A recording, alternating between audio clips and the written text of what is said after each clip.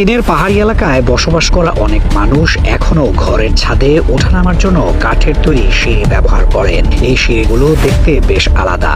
একটা মোটা কাঠের গুঁড়ির গায়ে সিঁড়ির মতো করে খাঁজ কেটে বানানো হয়। এখানে লোহার পেরেক, সিমেন্ট বা কংক্রিটের কোনো ব্যবহার নেই।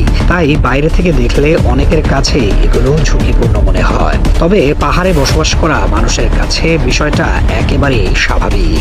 ছোটবেলা থেকেই তারা এই ধরনের সিঁড়িতে ওঠানামা করতে করতে অভ্যস্ত হয়ে ওঠে।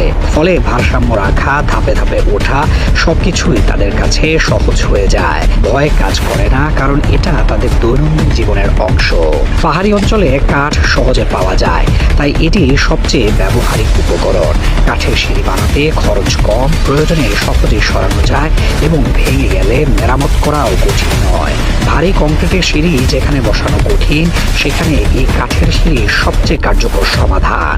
যেটা বাইরের মানুষের চোখে বিপজ্জনক বলে মনে হয়, পাহাড়ি মানুষের কাছে সেটাই নিরাপদ ও সুবিধাজনক। প্রকৃতির সঙ্গে মানিয়ে নেওয়া জীবনযাত্রার একটি বাস্তব উদাহরণ হলো এই কাঠের সিঁড়ি।